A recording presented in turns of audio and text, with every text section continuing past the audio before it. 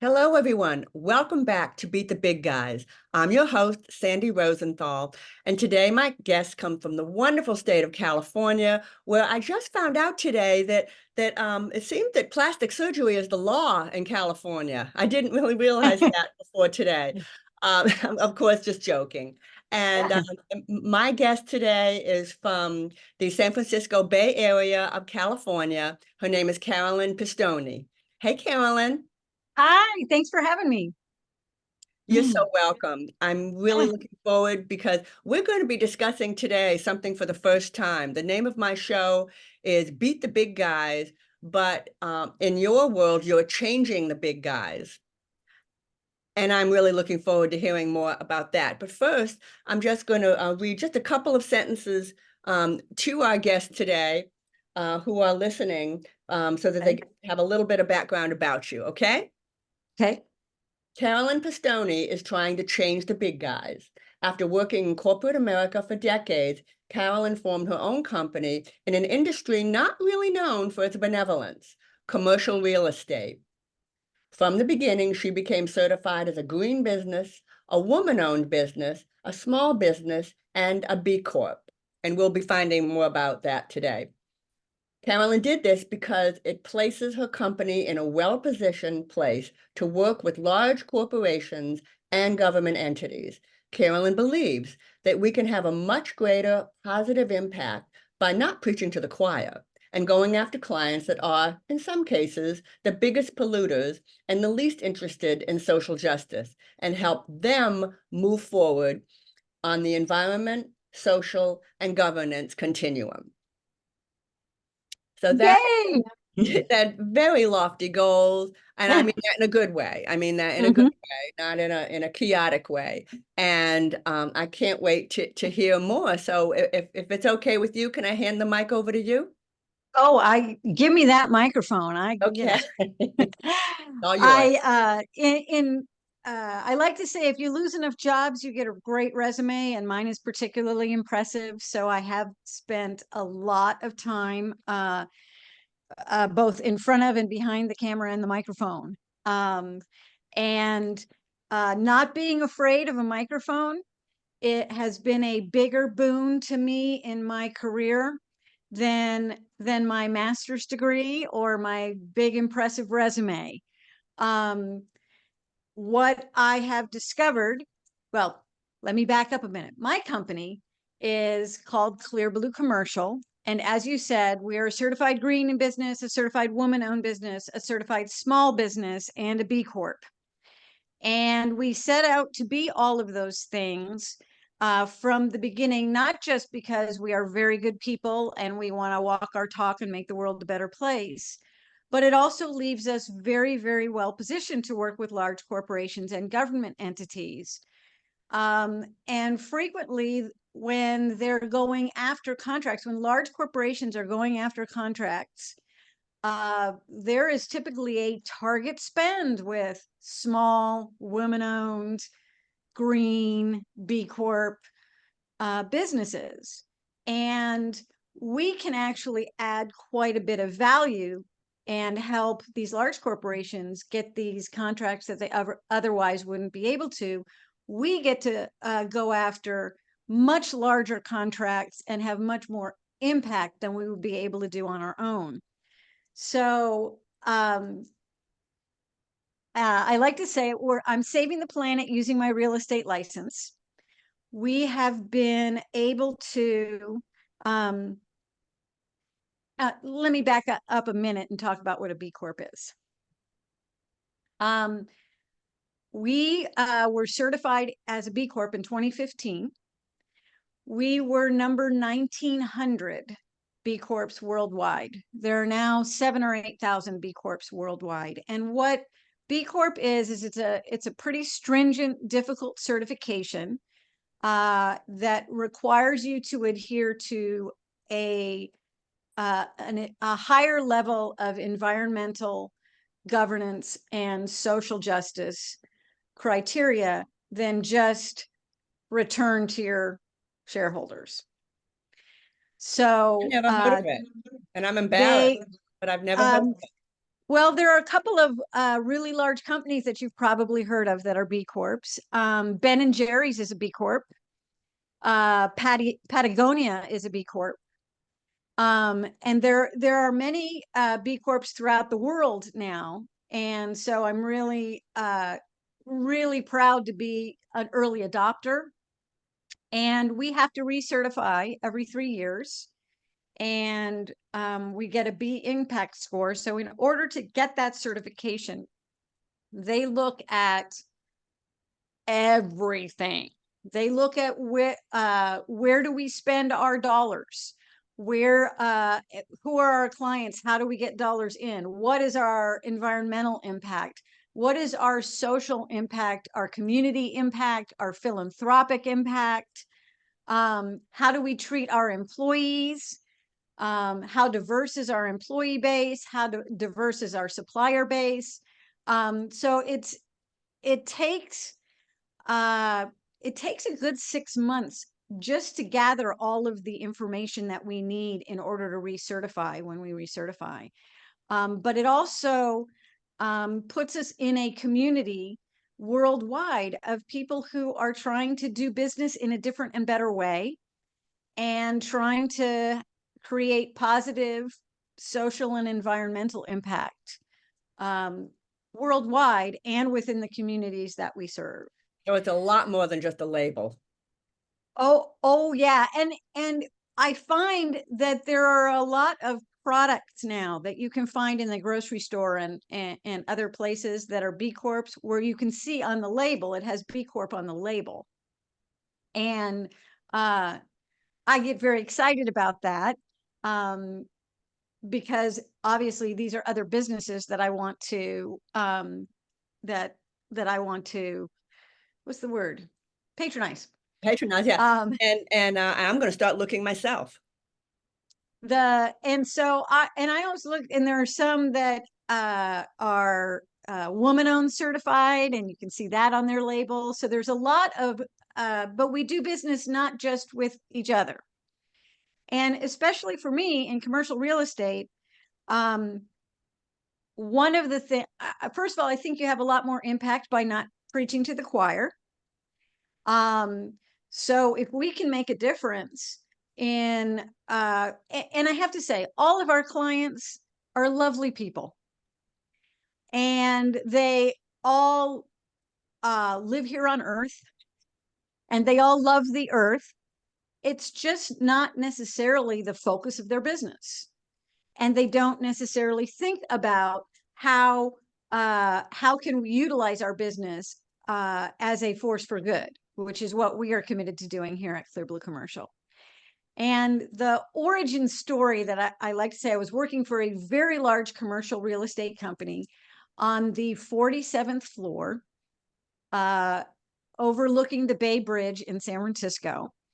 And I used to love to watch all of the shipping and all of the stuff coming in and out of the Bay. The Port of Oakland and the Port of San Francisco are two of the biggest Yeah. And shipping hubs in the who world. doesn't? Who doesn't Yeah. not like Yeah.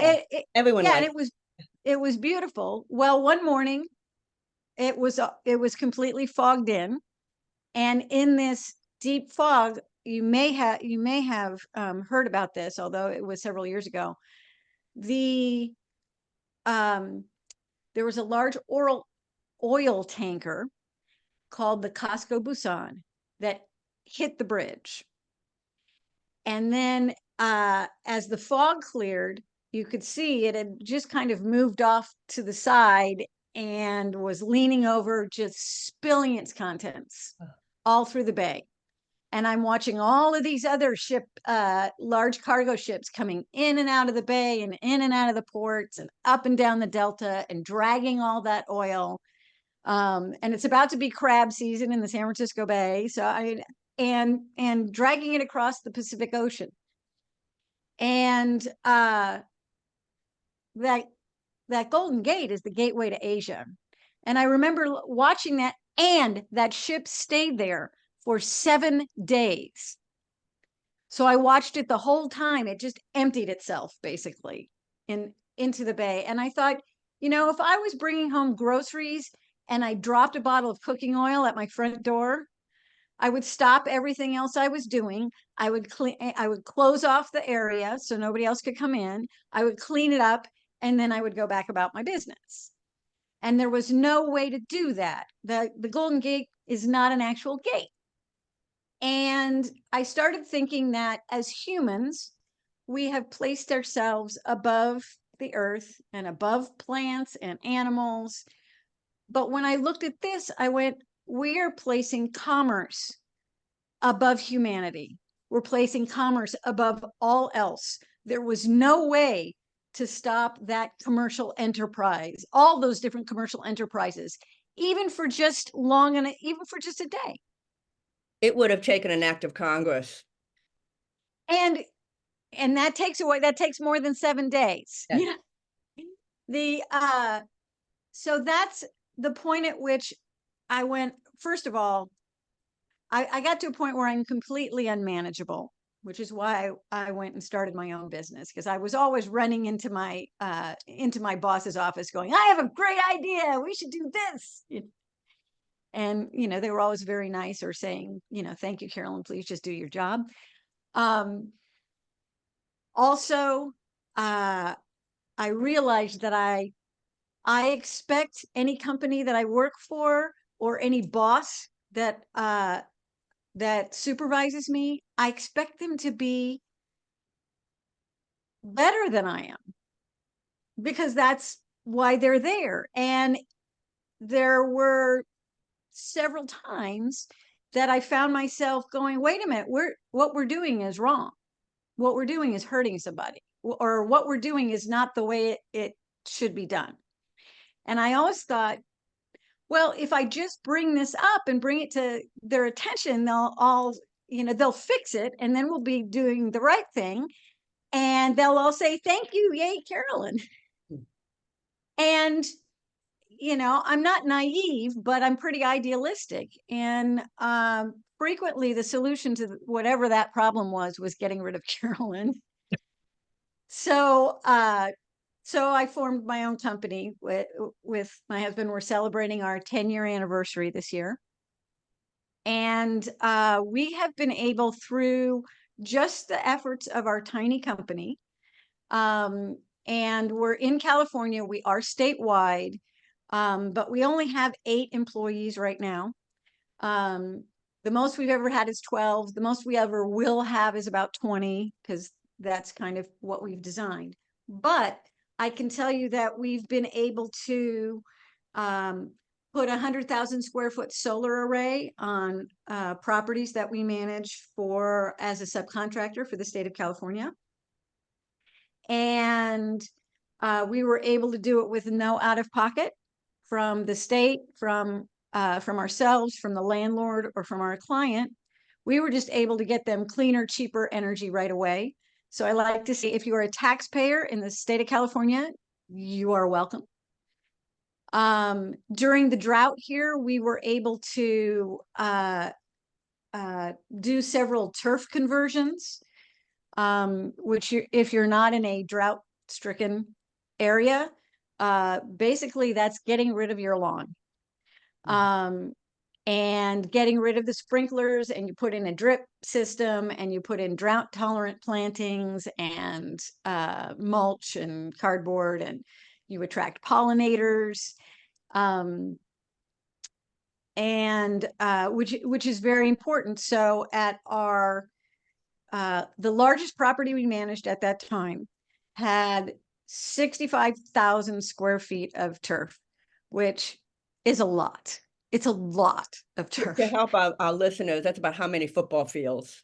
That might be, people seem to know what a football field is, so it's something you might want to consider doing. It's probably about 4 football fields. Oh, that's okay. There you go. It's a lot of lawn for one building. Oh, one building, yes. Yeah, one building. I mean, it was a big building, but still, it's a lot of lawn for one building. And we had already done several turf conversions around the area, and so we knew the drill. I went to the same landscaping company, and I got a bid, and for them to convert the turf.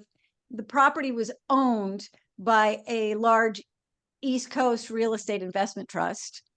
So this building was just a line on their spreadsheet. The bid came back at $250,000. And I did the math, and that would pay for itself in water savings alone in just 33 years. I knew that this was a non-starter for any investor, that they weren't going to be interested in the water savings. So what I did is I reached out to the city and a local nonprofit, and I went back to the landscaping company and said, look, if I bring you all of the labor and all of the materials, and I'm able to get all this donated, would you give me a bid to just do the prep work? And they said, yes, we would be happy to do that. They came back, they did the prep work.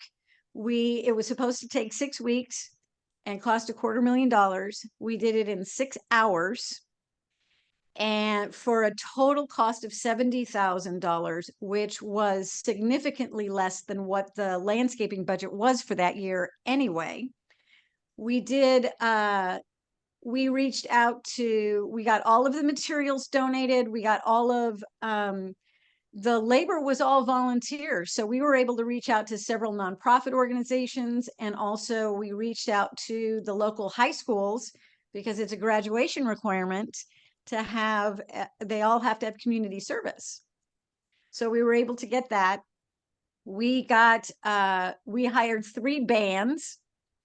We got local people to donate snacks and beverages and goodies. We got the local massage school to come out with their chairs and give people massages.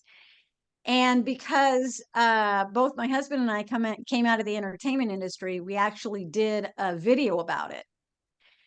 So it went great, and it was wonderful.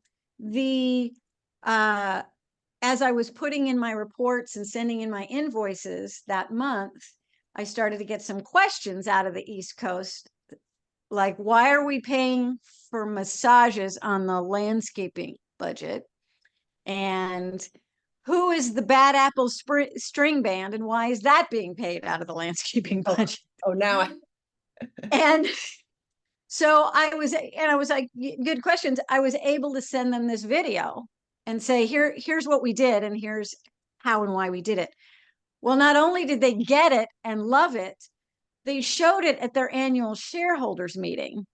So we took what was a little local building that was just a line item on a spreadsheet, and we created something that investors from all over the country could feel really good about where they were putting their money. that's And fantastic.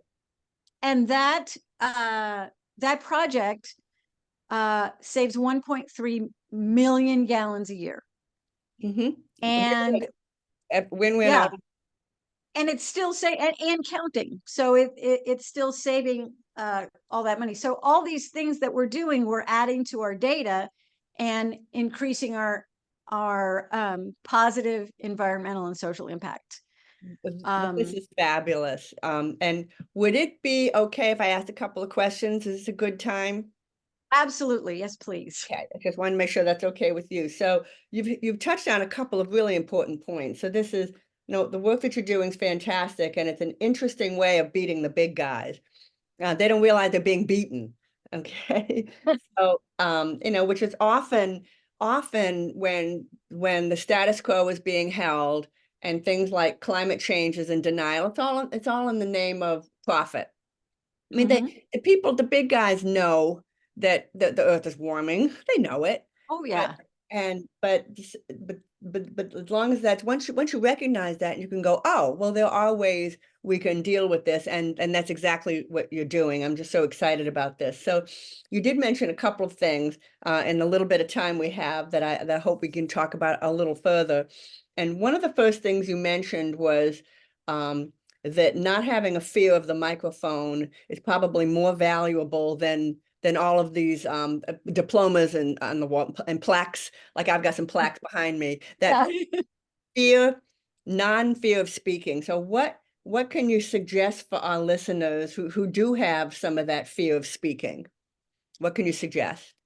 Well, to start with, anytime you go to anything, whether you're the speaker or not, always ask a question. Always raise your hand.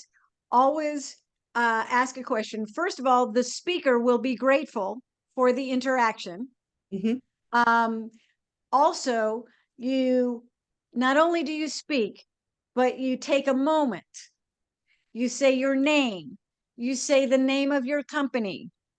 You try to get a laugh or applause. And I'm not just saying that because I'm a cheese hound and I live for the applause and the laughter. The fact is that if nobody ever remembers what you say or even what you did, they remember how you made them feel. Thank you, Maya Angelou. And if you can get people to laugh and applaud at the same time they are seeing your face and hearing your name and the name of your company, they have just had a positive physical reaction to you. Hmm. And that will start taking you farther. Agree, totally Um, agree. And Dale Carnegie, who is a genius. I yes. would love to meet the actual Dale Carnegie. I can't, I know that's not possible, but if I No. could, I would love that. But he would say, tell a story. It says, Yes. you don't have to be a public speaker to tell a story.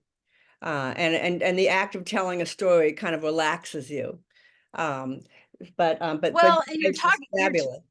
you're talking about something that you know Right, right. that only you know about, and you can be very, very comfortable making it personal, because in the end, um, I I'm writing my first book right now, and originally I was going to write a book about business and a much more personal book about my trial overcoming adversity and trials and tribulations of being a human. So I would walk around with these two little notebooks, and when I would think of something, I would jot it down in the appropriate notebook. And then I frequently found myself looking at both notebooks, trying to figure out where this thing went. And I realized that uh, the thing, especially if you're a solopreneur or a small business, you need to bring your whole self to your whole life.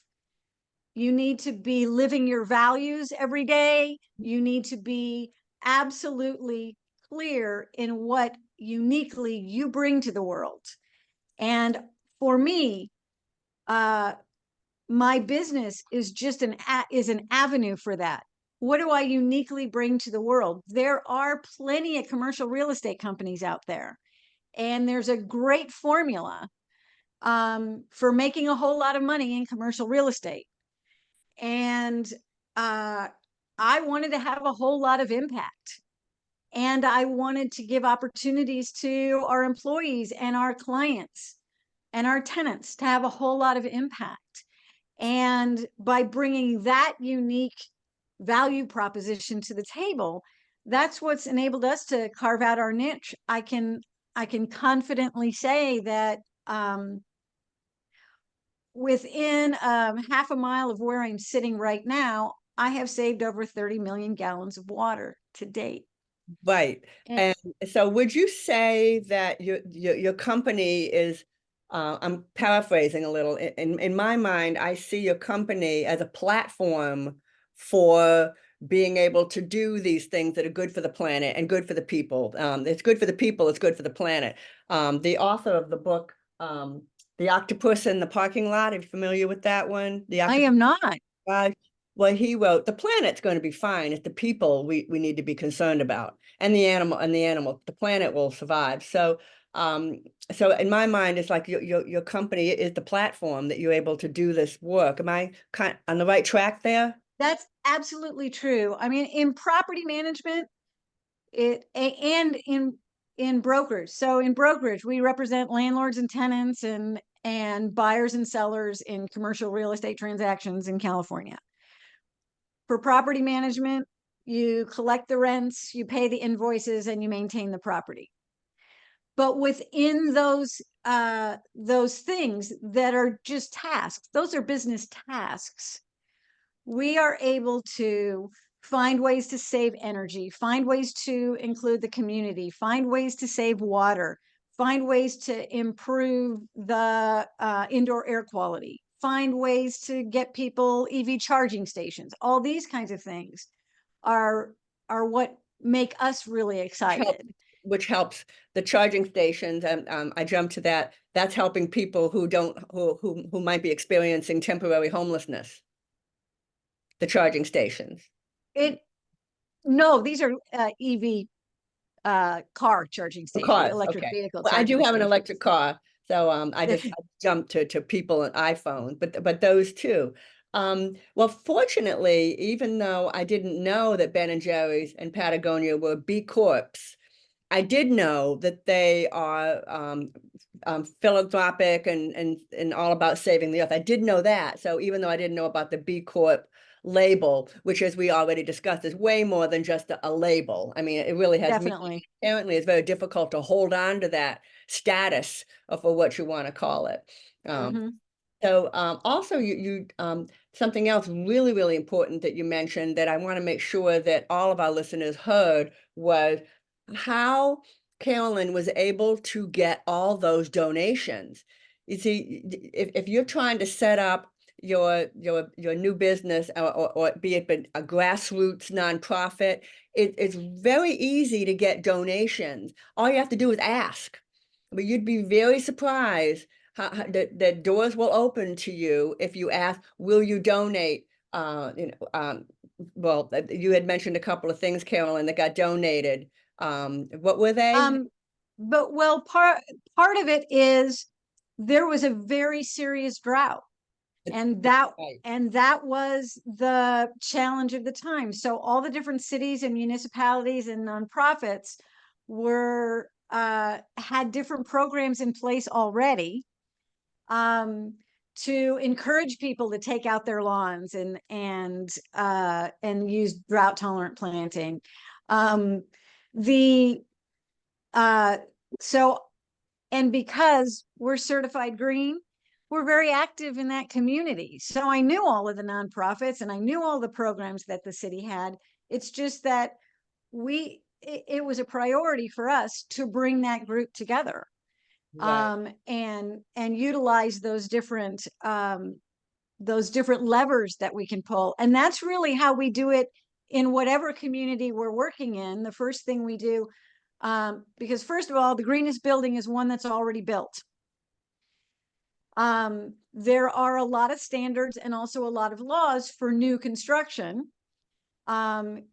And there's a lot of technology there, but the truth is taking over more land with new construction is not of and by itself sustainable. What do you do with all these buildings that are already built? right. Right here in New Orleans, where I'm based, they tried to rip down a historic old home with under the pretense of, oh, the new house that's going to be built is going to have all these green features, but what you just said is no, the greenest one is the one that's already there. You can Absolutely. So mitigate the one that's already there. And then exactly. and then one other really quick thing is the whole idea of lawns. We got rid of our lawn, and I live in one of the wettest, maybe the wettest climate in all of America, and that's New Orleans. And lawns aren't good here either. Lawns aren't good for Yeah. anyone. The traditional grass that needs to be cut every week, it needs to be fertilized, and it needs pesticides. We should get away with them everywhere, and then that's a whole nother thing. Well, But the fact is it's the non-native plants non-native, right? and non-native plants. And anytime you've got a sprinkler, and I don't care how wet your area is, anytime you've got a sprinkler, you are wasting water. Right. And typically the water doesn't, and in a wet place, it doesn't even sink in Hmm. to the lawn. It blows all over your building, or people cut across the lawn and drag mud into your building, Hmm. or a lot of runoff just goes down into the storm drains and goes out into the ocean. When you put in a drip system, not only are you using much less water, it sinks down and replenishes the aquifer, the groundwater from which it came, which is absolutely what you want to do. That's what's sustainable. The other thing is non-native plants do not attract pollinators. Right. Mhm. And especially living in California, I know people don't think of us this way that much, but we are the major agricultural producer in North America. We're the fifth largest economy in the world, and we feed most of the country. So we have to be really aware of what we're doing with our water. And even though a lot of people outside of California don't necessarily care about a drought in California, they don't realize that They California is should. producing a lot of what you They eat. should, yeah. They don't realize that they should. Well, thank you so much for bringing this to our attention. We're about run out of time, but we do have time for you to give any final thoughts you wanted to be sure that our listeners have. I think, well, first of all, bring your whole self to your whole life. Collaboration is the new competition. The big guys are going to always exist. So I'm not saying if you can't beat them, join them. I'm saying you can't beat them, so change them by collaborating with them. I love that concept. I'm going to start using it myself. And thank you so much, Carolyn, for joining us today. You bet this was really lovely. Thank you, Sandy, and thanks for all you do. That was Carolyn Pistone. And thank you, the listeners, for being with us today. We hope you enjoyed this episode. Please be sure to rate, subscribe, and like this podcast on all of your favorite platforms. And remember, no matter who you are, you too can beat the big guys. Okay, Carolyn, stay with me. Okay.